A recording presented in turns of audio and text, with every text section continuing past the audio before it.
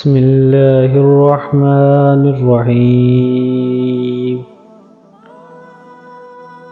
ملک شام کے حالات، امام مہدی کا ظہور اور نبی کریم صلی اللہ علیہ وسلم کی پیشن گوئیاں۔ اللہ کے رسول صلی اللہ علیہ وسلم نے قیامت کے نشانات بتلائے ہوئے فرمایا کہ اونٹوں اور بکریوں کے چرواہے جو برہنہ بدن اور ننگے پاؤں ہوں گے وہ ایک دوسرے سے مقابلہ کرتے ہوئے لمبی لمبی عمارتیں بنوائیں گے اور فخر کریں گے۔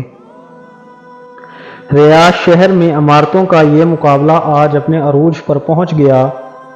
دبئی میں برج خلیفہ کی عمارت دنیا کی سب سے اونچی عمارت بن گئی، تو ساتھ ہی شہزادہ ولید بن طلال نے جدہ میں اس سے بھی بڑی عمارت بنانے کا اعلان کر دیا، جو دھڑا دھڑ بنتی چلی جا رہی ہیں۔ عرب کی عمارتیں سارے جہان سے اونچی ہو چکی ہیں۔ عرض کرنے کا مقصد صرف یہ ہے کہ میرے پیارے رسول صلی اللہ علیہ وسلم نے جو فرمایا وہ پورا ہو چکا ہے، اور پیشن گوئی پوری ہو کر اپنے نقطۂ کمال کو تقریباً پہنچ چکی ہے۔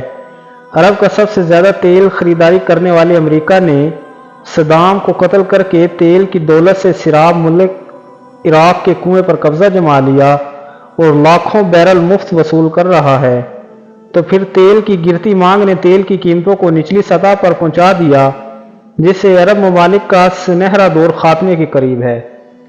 سوال پیدا ہوتا ہے، اس زوال کے بعد کیا ہے؟ اللہ کے رسول صلی اللہ علیہ وسلم کی ایک اور حدیث ہے کہ قیامت سے پہلے سرزمین عرب دوبارہ سرسبز ہو جائے گی۔ سعودی عرب اور امارات میں بارشیں شروع ہو چکی ہیں، مکہ اور جدہ میں سیلاب آ چکے ہیں۔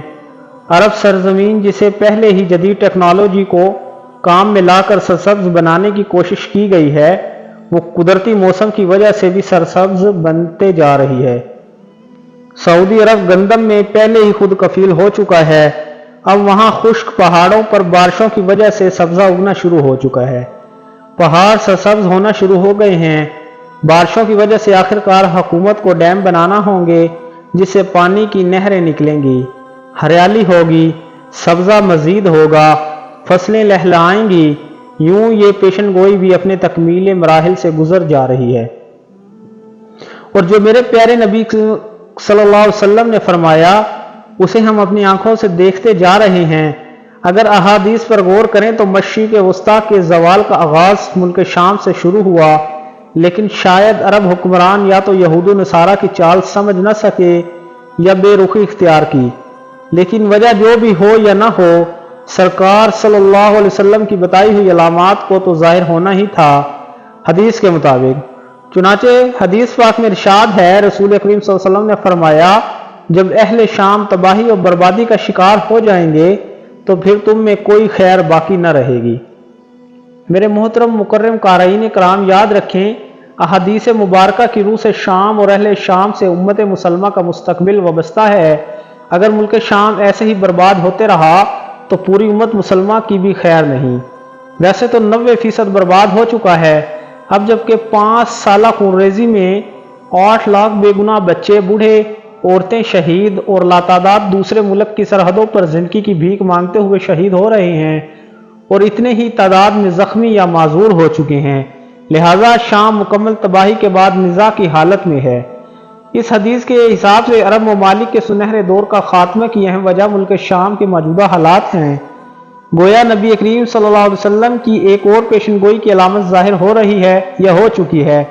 یاد رکھیں کہ ملک شام کے متعلق اسرائیل، روس اور امریکہ جو بھی جھوٹے بہانے بنائے، لیکن اس کا اصل ہدف جزیرہ العرب ہے، کیونکہ کفار کا عقیدہ ہے کہ دجال مسیحا ہے۔ اس وجہ سے یہ لوگ دجال کے انتظامات مکمل کر رہے ہیں، جس کے لیے عرب ممالک میں عدم استحکام پیدا کرنا، کیونکہ ملک شام پر یہود و نصارہ قبضہ کرنا چاہتے ہیں، اور یہ ہو کر رہے گا حضرت مہدی علیہ السلام کے ظہور سے قبل۔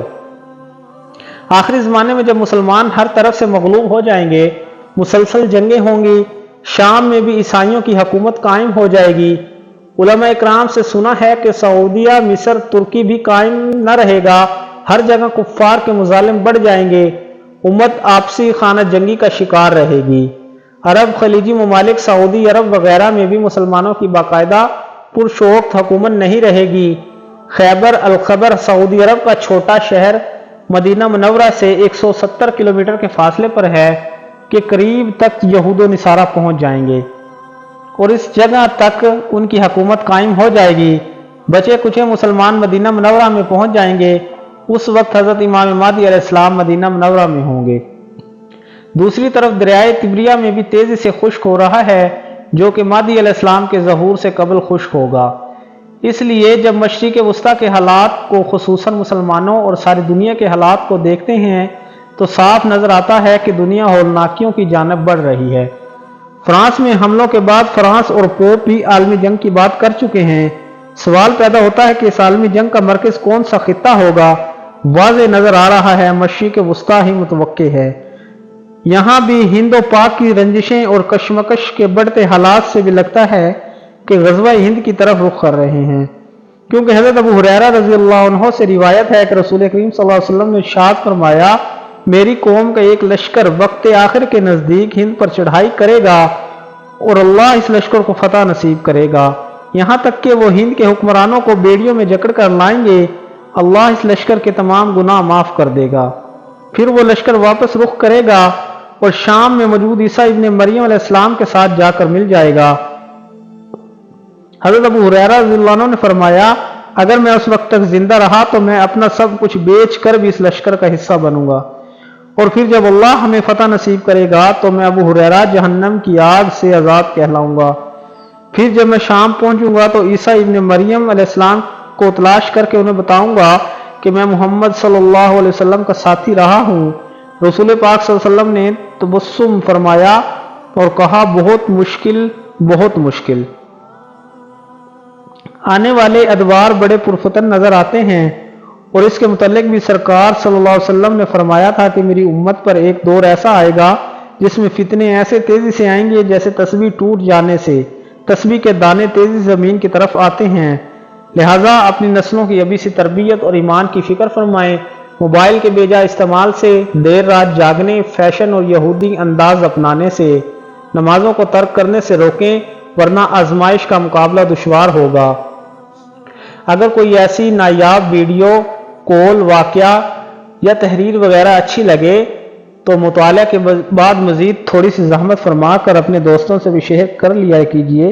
यकीन कीजिए इसमें आपका भी मुश्किल एक लम्हा सर्फ होगा, लेकिन हो सकता है इस एक लम्हे की उठाई हुई तकलीफ से आपकी शेयर करदा वीडियो हज़ारों लोगों के लिए सबक आमोज़ साबित हों, मेरे और आपके लिए सदका जारिया बन जाए। जज़ाकल्लाह।